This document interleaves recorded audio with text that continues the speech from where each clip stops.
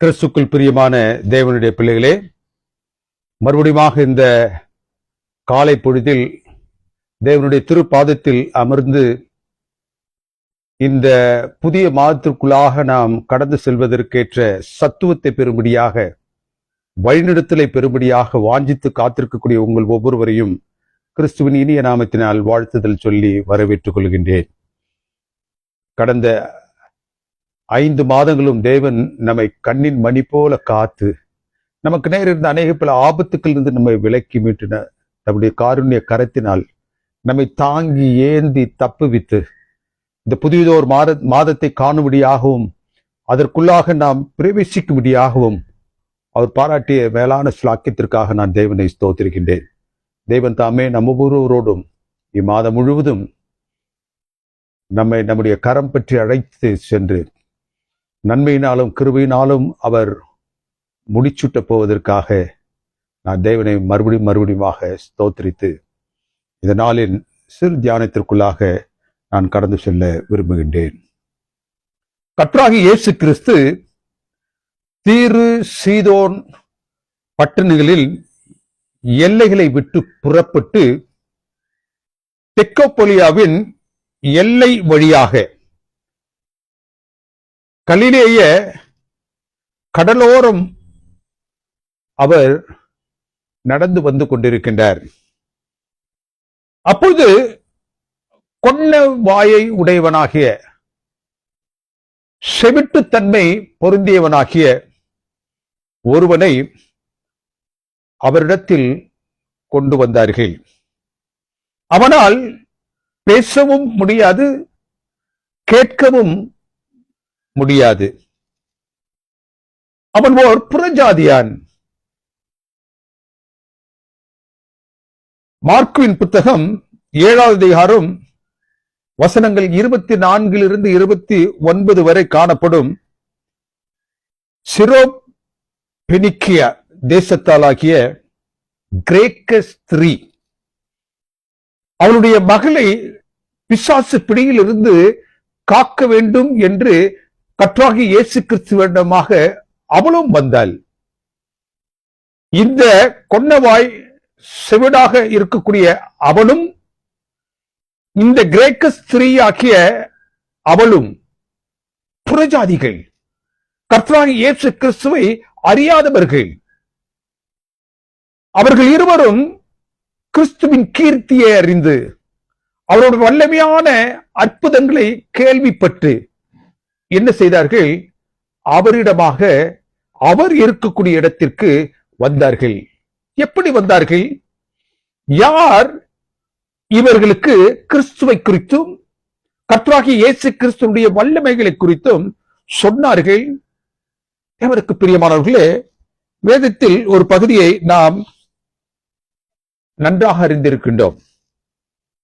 கிறிஸ்து அநேக பிசாசுகளை ஒரு மனிதனிடமிருந்து விரட்டினார். அவன் பெயர் லேகியோன். இவன் தன்னுடைய உடலை வருத்தி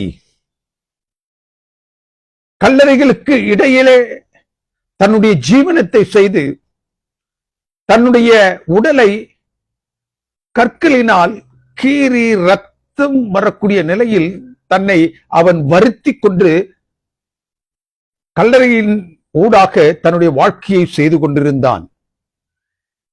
வேதம் என்ன சொல்லுகின்றது? கர்த்தராகிய இயேசு கிறிஸ்து அவனை சந்தித்து அவனுக்கு தான் பாராட்ட வேண்டிய சொஸ்தத்தை அவனுக்கு பாராட்டி அவனை விடுவித்தார். அவனை விடுவித்த மாத்திரத்திலே அந்த மனிதன் என்ன செய்தான்? தன்னை பற்றி கொண்டிருந்த அந்த திரளான பிசாசுக்கள் மறுபடியும் தன்னை வந்து தாக்கிவிடக் கூடாதே என்று பயந்து அவன் அவரிடத்தில் என்ன சொன்னான்? கிறிஸ்துவை நோக்கி, போதகரே, நான் உம்மிடமாகவே இருந்து விடுகின்றேன். உம்முடைய பாதத்தண்டியில் நான் எப்படியாக சுகம் பெற்றவனாக சந்தோஷமாக அமர்ந்திருக்கின்றேனோ இந்த ஸ்லாக்கியத்தை நீர் எனக்கு தாரும் என்று அவரிடத்தில் அவன் வினவினான், கெஞ்சினான்.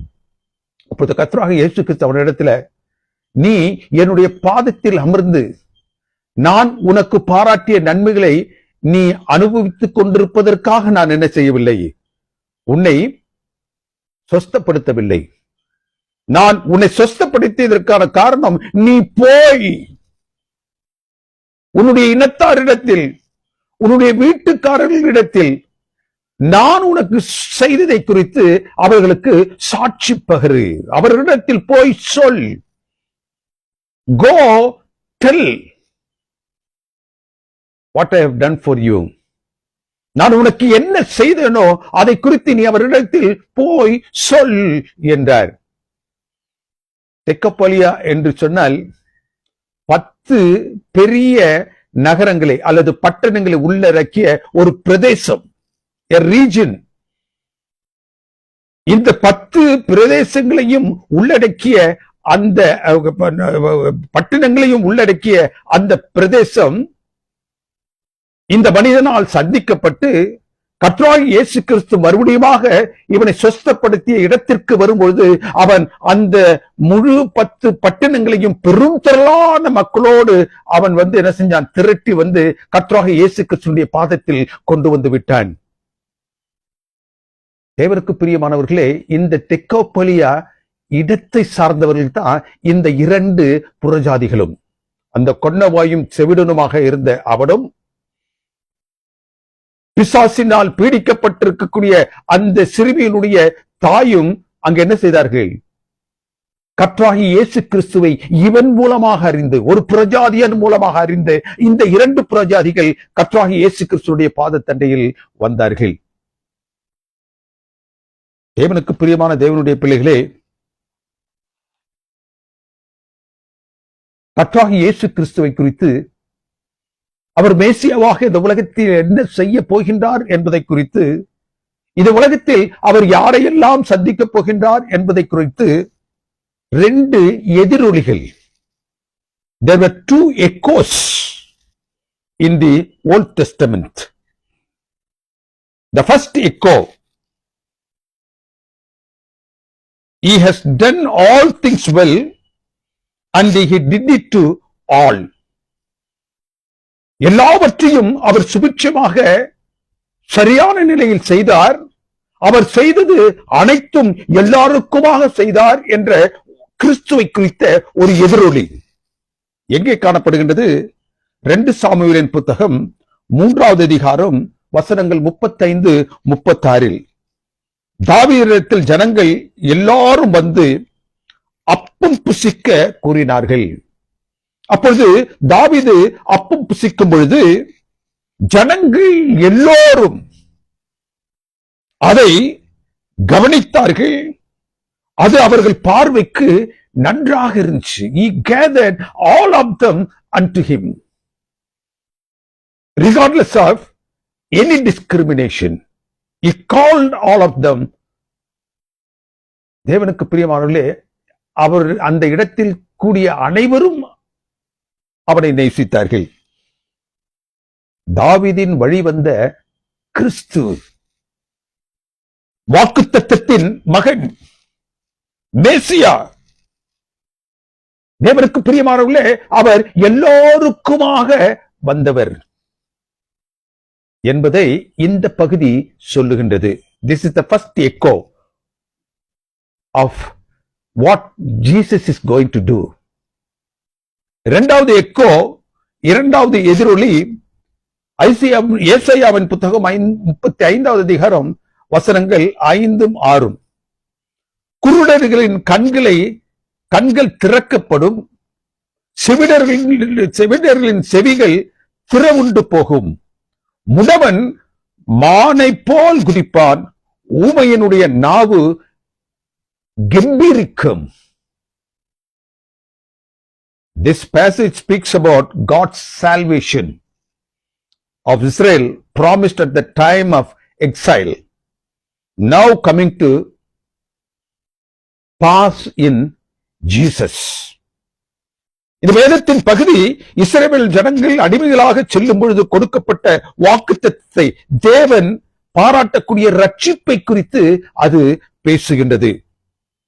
2 சாமுவேலின் புத்தகம் 3வது அதிகாரம் 36வது வசனம் என்று சொல்லுகின்றது, கிறிஸ்து யார் என்பதை குறித்தும், அவரே தாவீதின் குமாரன் என்பதை குறித்தும், அவரே மேசியா என்பதை குறித்தும் தேவனுடைய ரட்சிப்பை நிறைவேற்றும்படியாக வந்த மேசியா என்று அது சொல்லுகின்றது.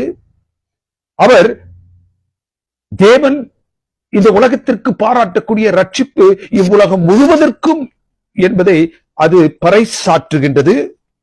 இந்த ஏசாயாவின் புத்தகத்துல 35வது அதிகாரம் வசனங்கள் 5, 6 இரண்டாவது அந்த எக்கோ என்ன சொல்லுகின்றது?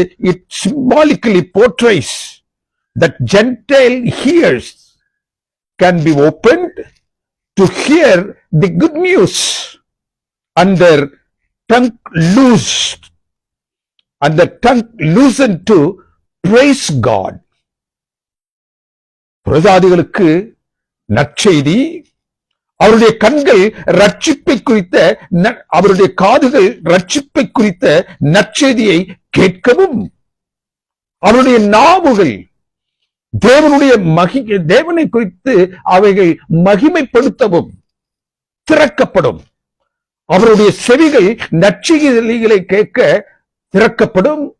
அவருடைய நாவு தேவனை மகிமைப்படுத்துவதற்கு திறக்கப்படும். தேவனுக்கு பிரியமான தேவனுடைய பிள்ளைகளே, இந்த ஏசாயாவும் சாமுவேல் 3வது அதிகாரத்தில் காணப்படக்கூடிய அந்த முதல் எதிரொலியும், ஏசாயா புத்தகத்தில் காணப்படக்கூடிய 2வது எதிரொலியும் கர்த்தராகிய இயேசு கிறிஸ்து இந்த பூவுலகிற்கு வந்து எதை செய்ய போகின்றார் என்பதை முன்னறிவித்தது. அதைத்தான் கர்த்தராகிய இயேசு கிறிஸ்து இந்த வேதத்தின் பகுதியில அவர் செய்கின்றார். மார்க்கின் புத்தகம் 7வது அதிகாரத்தில் வசனம் 32 துவங்கி, கொன்ன வாய் உடையவனும் திக்கி அல்லது பேச முடியாதவனும் செவிடனுமாக இருந்த ஒருவனை அவரிடத்தில் கொண்டு வந்தார்கள்.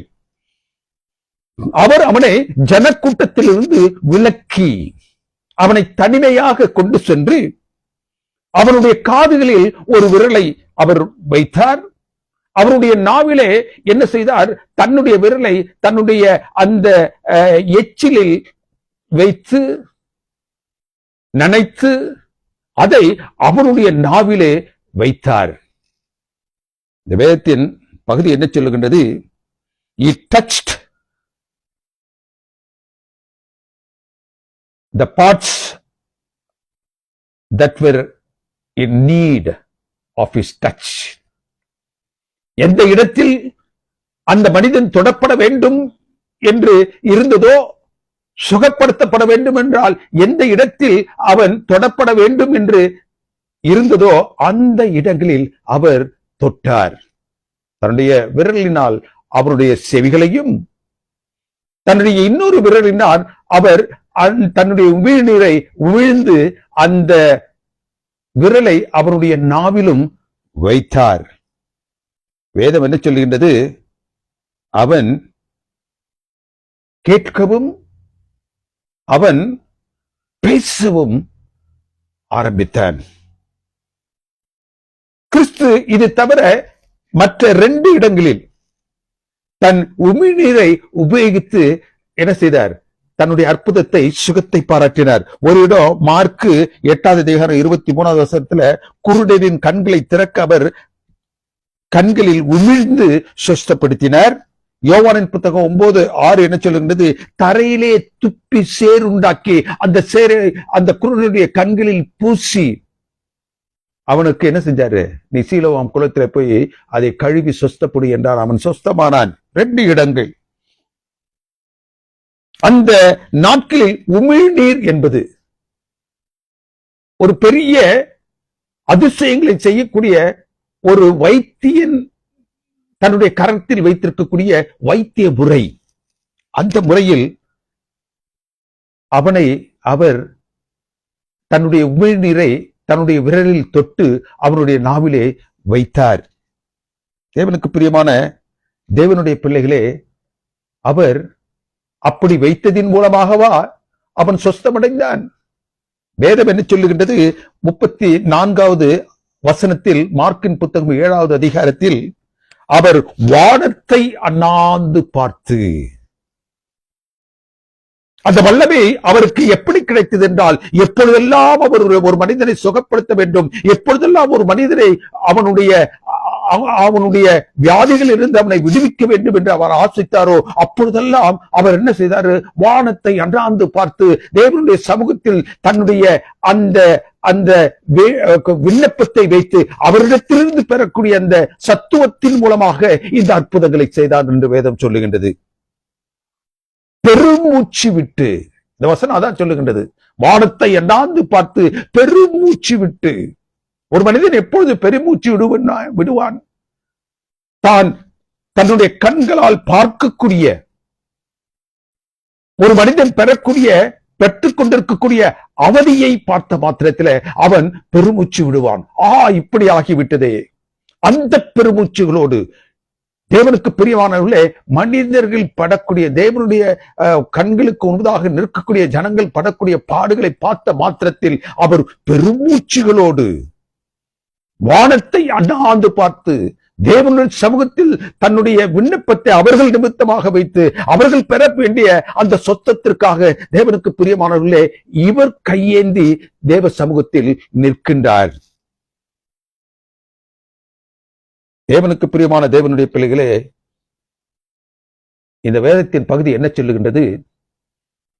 அவரிடத்தில் எப்பத்தா என்றார். அதற்கு என்ன அர்த்தம்? திறக்கப்படுவதாக. தன்னுடைய கரங்களினால் அவர்களை தொட்டார், தன்னுடைய விரலினால் அவருடைய நாவை அவர் நச்சிதார் தொட்டார்.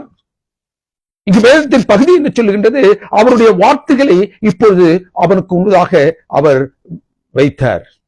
திறக்கப்படுவதாக. எப்பத்தா, செவிகள் திறக்கப்பட்டது, நாவின் கட்டுகள் அப்பொழுது அவிழ்க்கப்பட்டது.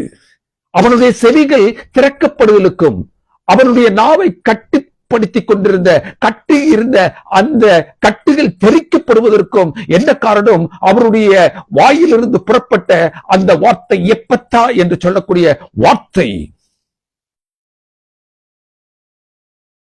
அவர் எப்பத்தா என்று சொல்லுவதற்கு முன்பதாக, உன்னுடைய வாய் திறக்கப்படுவதாக என்று சொல்வதற்கு முன்பதாக, உன்னுடைய நாவில் உள்ள கட்டுகள் அழிக்கப்படுவதாக என்று அவர் சொல்வதற்கு முன்பதாக தேவ சமூகத்தை அவர் வேண்டி நின்று அவர் பெற வேண்டிய சத்துவத்தை பரத்திலிருந்து பெற்று அவர் பாராட்ட வேண்டிய அந்த அற்புதத்தை அவர் அங்கு செய்தார். தேவனுக்கு பிரியமான தேவனுடைய பிள்ளைகளே, நம் வாழ்வில் திறக்கப்பட வேண்டிய, நம்முடைய வாழ்வில் அவிழ்க்கப்பட வேண்டிய அநேக கட்டுகளை அவர் அவிழ்க்கும்படியாக வாஞ்சிக்கின்றார். இதுவரைக்கும் மூடியிருந்த வாய்ப்புகள், இதுவரைக்கும் தடைப்பட்டிருந்த தருணங்கள், அவைகளை அவர் சந்தித்து தன்னுடைய திருவாய் மலர்ந்து எப்பத்தா,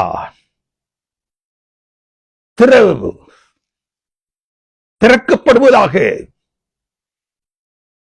எப்பொழுதெல்லாம் தேவனுடைய சமூகத்தில் கட்டப்பட்டவர்களாகவும், எப்பொழுதெல்லாம் அவருடைய சமூகத்தில் அடைக்கப்பட்ட கதவுகளை சந்தித்தவர்களாகவும், காலாகாலமாக எனக்கு விடுதலை இல்லையே என்று சொல்லக்கூடிய நிலையில் அவருடைய தூய பிரசன்னத்தை நாடக்கூடிய ஒவ்வொருவருக்கும் இந்த வேதத்தின் பகுதி என்ன சொல்லுகின்றது?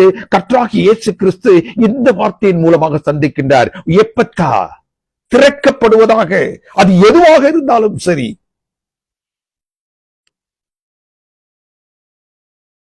சரீரத்தின் மீதான வியாதிகள் சுகப்பட எந்த சிகிச்சை முறைகள் செய்யப்பட வேண்டுமோ அவற்றை அவர் செய்கின்றார்.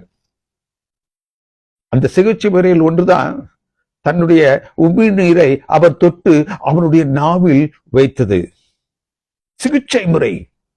எந்த முறையில் நம்முடைய கட்டிகள் அவிழ்க்கப்பட முடியுமோ, எந்த முறையில் நம்முடைய அடைக்கப்பட்ட கதவுகள் திறக்கப்பட வேண்டுமோ அந்த முறையெல்லாம் அவர் பயன்படுத்தி, தேவனுக்கு பிரியமான தேவனுடைய பிள்ளைகளே, அவர் என்ன செய்கின்றார்? நமக்கு விடுதலையை பாராட்டுகின்றார். எல்லா அடைக்கப்பட்ட கதவுகளும், அவிழ்க்கப்பட வேண்டிய அனைத்தும் திறக்கப்படுவதாக என்று பரத்தின் வழிநடத்துதலை தன்னுடைய கரத்தில் வைத்தவர்களாக இன்றைக்கு தேவனுடைய சமூகத்தில் இந்த மாதம் என்னவாக இருக்குமோ, இந்த மாதத்திற்குள்ளாக நான் எப்படி கடந்து செல்ல போகின்றனோ என்ற மனக்கலக்கத்தோடு அமர்ந்திருக்கக்கூடிய உங்களிடத்திலும் என்னிடத்திலும் ஒரே வார்த்தையை மாத்திரம் தன்னுடைய கரத்தில் ஏந்தியவர்களாக நிற்கின்றார். எப்பத்தா, அது எப்பேற்பட்ட அடைக்கப்பட்ட கதவுகளாக இருந்தாலும் சரி, எப்பேற்பட்ட அவிழ்க்க முடியாத கட்டுகளாக இருந்தாலும் சரி, தேவன் தன்னுடைய வாயிலிருந்து மலரக்கூடிய கர்த்தராகிய இயேசு கிறிஸ்து தன்னுடைய வாயிலிருந்து உதிர்க்கக்கூடிய அந்த வார்த்தையின் மூலமாக, எப்பத்தா என்று சொல்லக்கூடிய வார்த்தையின் மூலமாக, திறக்கப்படுவதாக என்று சொல்லக்கூடிய அந்த கட்டளையின் மூலமாக உங்களையும் என்னையும் விடுவிப்பதற்கு அவர் ஆயத்தமாக காத்துக் கொண்டிருக்கின்றார். இந்த மனிதனுக்கு 2 பிரச்சனை. முதல் பிரச்சனை கொன்னவாய், அவனால் சரியாக பேச முடியாது, இஎன்டி ப்ராப்ளம். அவனுக்கு மற்றொரு பிரச்சனை, அவனால் கேட்க முடியாது. He had come to him with multiple problems. தேவனுக்கு பிரியமானவர்களே, he has come to the multi-speciality healer. எது எவ்வளவு தூரத்திற்கு பிரச்சனையாக காணப்பட்டாலும் அந்த பிரச்சனைகள் எல்லாம் ஒருங்கிணைந்து ஒரு மனிதனிடத்தில் காணப்பட்டாலும் அவற்றை சந்திப்பதற்கு சத்துவம் படைத்த கிறிஸ்து நம்மோடு இருக்கின்றார். எவ்வளவு பெரிய வியாதிகளாக இருந்தாலும் சரி, எவ்வளவு பெரிய திறக்கப்பட முடியாத கதவுகளாக இருந்தாலும் சரி, அவற்றை திறப்பதற்கும் நம்முடைய வியாதிகளை சொஸ்தப்படுத்துவதற்கும் அங்கு கர்த்தராகிய இயேசு கிறிஸ்து நம்மோடு இருக்கின்றார். எப்படி இருக்கின்றார்? ஒரு வார்த்தை தன்னுடைய கரத்தில் ஏந்தியவராக இருக்கின்றார். எப்பத்தா, அடைக்கப்பட்டிருக்கின்றதே என்று நீ கலங்குகின்றாயா? கிறிஸ்து எப்பத்தா என்று சொல்லுகின்றார். திறக்கப்படுவதாக. அவிழ்க்கப்பட முடியாத நிலையில் உன்னுடைய பிரச்சனைகள் உன்னை வதைத்துக் கொண்டிருக்கின்றதா? கிறிஸ்து உன்னிடத்தில் எப்பத்தா என்று சொல்லுகின்றார். அவிழ்க்கப்படுவதாக. கர்த்தராகிய இயேசு கிறிஸ்து திறக்கப்படுவதாக, அவிழ்க்கப்படுவதாக என்று சொல்வதற்கு மேல் அந்த கட்டுகளுக்கும் அந்த அடைக்கப்பட்ட அந்த தன்மைக்கு எந்த வல்லமையும் எந்த விதமான அதை மேற்கொள்ளக்கூடிய நிலையும் கிறிஸ்துவின் வார்த்தைக்கு முன்பதாக இருக்கவே முடியாது. இதைத்தான் இந்த அனுபவம் இந்த காலை வேளையிலே நமக்கு சொல்லுகின்றது. அவர் நம்மை தொடவும் விமிழ்ந்து விடுவிக்கவும் நம்மோடு இருக்கும்படியாக இந்த மனிதனை அவரிடத்தில் கொண்டு வந்த மாத்திரத்தில் தானே அவனை அவர் அந்த ஜனங்களிடமாக இருந்து பிரித்து தனிமைப்படுத்தி தனியாக கொண்டு சென்று உன்னுடைய பிரச்சனை என்ன, நீ பேச முடியாமல் இருப்பதற்கான காரணம் என்ன, நீ கேட்க முடியாமல் இருப்பதற்கான பிரச்சனை என்ன, காரணம் என்ன, தனிப்பட்ட முறையில் அவனை தனிமைப்படுத்தி கிறிஸ்து என்ன செய்கின்றார்? அவனை விசாரித்து அவர் என்ன செய்ய வேண்டுமோ அந்த விடுதலையை அவனுக்கு பாராட்டுகின்றார். அந்த விடுதலையை அவனுக்கு பாராட்டுகின்றார். இன்றைய நாளிலும் இந்த மாதத்தின் துவக்க வேளையில் அவருடைய பாதத்தில் அமர்ந்திருக்கக்கூடிய உங்களுக்கும் எனக்கும் தேவன் பாராட்டக்கூடிய ஒரு உன்னதமான ஆசீர்வாதம் என்னவென்றால், அவர் நம்மோடு இருக்கின்றார். அவர் நம்மை தனிமையில் சந்திக்கின்றார். நம்முடைய பிரச்சனைகள் இன்னதென்று நம்மிடத்தில் கேட்டு அந்த பிரச்சனைக்கு கேட்ட உத்தரவை நமக்கு அளிக்கின்றார். அடைக்கப்பட்ட கதவுகள் உங்களுடைய வாழ்க்கையில் பல வருடங்களாக இருந்திருக்கும் என்றால், தேவன் இந்த நாளில் உங்களிடத்திலும் என்னிடத்திலும் பேசுவது எப்பத்தா, அது திறக்கப்படுவதாக. பல வருடங்களாக கட்டப்பட்ட வியாதியின் மூலமாக கட்டப்பட்டிருக்கக்கூடிய உங்களுடைய சரீரத்தில் விடுதலையை விரும்பி நீங்கள் வந்திருக்கின்றீர்கள் என்றால், இங்கு கர்த்தராகிய இயேசு கிறிஸ்து நம்மிடத்தில் என்ன சொல்லுகின்றார்? எப்பத்தா. அது எவ்வளவு பெரிய வியாதியாக இருந்தாலும் சரி, எத்தனை மருத்துவர்களால் பார்க்கப்பட்டு கைவிடப்பட்ட நிலையில் நீங்கள் இருந்தாலும் சரி, வேதம் சொல்லுகின்றது, இங்க கிறிஸ்து என்ன சொல்லுகின்றார்? எப்பத்தா. தேவனுக்கு பிரியமான தேவனுடைய பிள்ளைகளே, let this month be a blessed month of Ephatha. Happy blessed month of Ephatha. இந்த எப்பத்தா என்று சொல்லக்கூடிய அந்த திறக்கப்படுவதாக என்ற அந்த விடுதலை கர்த்தராகிய இயேசு கிறிஸ்து நம்மோடு இருப்பதில், கர்த்தராகிய இயேசு கிறிஸ்து நம்மோடு பயணிப்பதில், கர்த்தராகிய இயேசு கிறிஸ்து நாம் செல்லக்கூடிய பாதைகளில் அடைக்கப்பட்ட காரியங்கள் அனைத்தையும் நமக்காக திறப்பதில், இந்த மாதத்துல அவர் நம்மோடு பயணிக்க வாஞ்சிக்கின்றார். நாம் அவரிடத்தில் நம்மை ஒப்பு கொடுப்போமா? திறக்கப்படுவதாக என்று சொன்ன கிறிஸ்து நம்முடைய பிரச்சனைகளிலிருந்து நம்மை விடுவிக்கவும், மூடப்பட்டிருக்கக்கூடிய அடைக்கப்பட்டிருக்கக்கூடிய கதவுகளை திறப்பதற்கும், கட்டவிழ்க்க முடியாத நிலையில் நாம் நம்முடைய சரீரத்தில் வேதனைகளை அனுபவித்துக் கொண்டிருப்போம் என்றால் அவற்றை அவர் சந்திக்கக்கூடிய நிலையில் சந்திக்கவும் நம்மை நாம் அவருடைய பாதத்தில் வைத்து காத்திருப்போமா? இந்த மாதம் முழுவதும் தேவனுக்கு பிரியமானவர்களே, நீங்கள் எப்படி இந்த மாதத்தை கடந்து செல்ல போகின்றோம் என்ற மிகுந்த பாரத்தோடு இங்கு அமர்ந்திருப்பீர்கள் என்றால், இந்த நாளில் வார்த்தை சத்தியம் உங்களிடத்தில் பேசுகின்றது. கிறிஸ்து உங்களோடு பேச வாஞ்சிக்கின்றார். எப்பத்தா, நீ விடுதலை செய்யப்படுவாயாக, நீ சொஸ்தமாக்கப்படுவாயாக என்று அவர் நம்முடைய கரங்கள் பற்றி அழைத்து செல்ல வாஞ்சிக்கின்றார். தேவனுடைய சமூகத்தில் அமர்ந்திருக்கக்கூடிய உங்கள் ஒவ்வொருவருக்கும் இந்த வார்த்தையை இந்த மாதத்தில் தேவன் ஒரு வாக்குத்தத்தின் வார்த்தையாக நமக்கு கொடுக்க வாஞ்சிக்கின்றார். எல்லாவற்றில் இருந்தும் நமக்கு விடுதலை, எப்பேற்பட்ட சூழ்நிலையில் இருந்தாலும் நமக்கு விடுதலை. அந்த விடுதலையை நாயகன் நம்மோடு பயணிக்க இருப்பதனால் நாம் இந்த மாதத்தில் சந்தோஷமாகவும் சமாதானமாகவும், நாம் பல நாட்களாக கிடைக்கப்பெறவில்லையே என்ற அந்த விடுதலையை பெற்ற மாதமாகவும், பல நாட்களாக நான் சுத்தப்படுத்தப்படவில்லையே என்ற அந்த தாக்கத்தில் இருந்து, அந்த கட்டுகளில் இருந்து அவிழ்க்கப்படக்கூடிய மாதமாகவும் தேவன் இந்த மாதத்தை நமக்கு ஆசீர்வதித்து கொடுக்கின்றார். தேவன் தாமே உங்கள் ஒவ்வொருவரையும் தனித்தனியாக சந்தித்து ஆசீர்வதிக்க என்னுடைய ஜெபங்களில் உங்களை நான் நினைத்துக் கொள்கின்றேன். எங்களை அன்பாக நேசித்து வழிநடத்தும் பரிசுத்தமிக்க பரம்பிதாவே, உடைய தூய நாமம் மகிமைப்படுவதாக. இதோ இந்த நாளில் உடைய தூய சமூகத்தில் அமர்ந்து தேவரீர் இந்த புதிய மாதத்தை துவங்குகின்றோம் சுவாமி.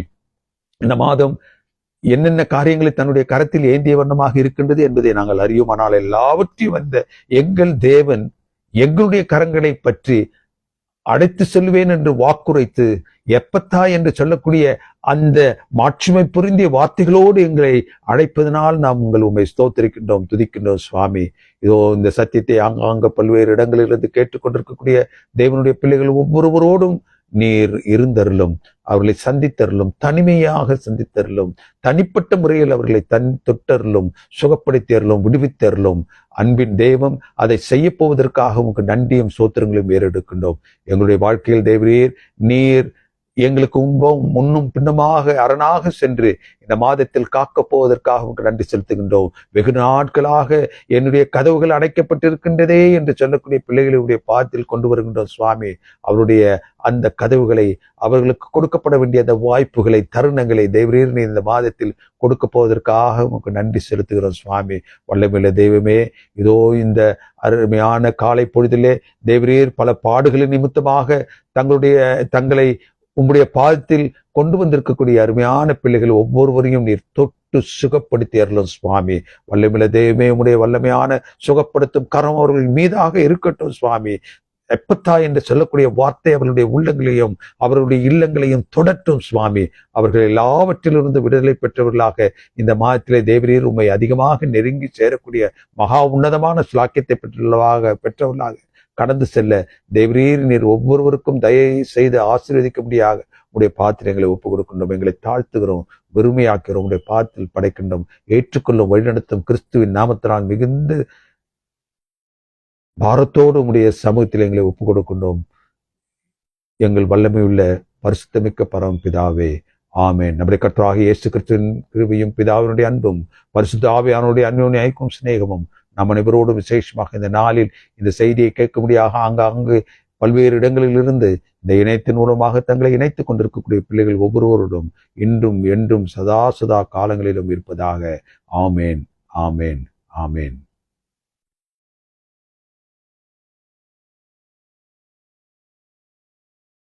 பட்டியா?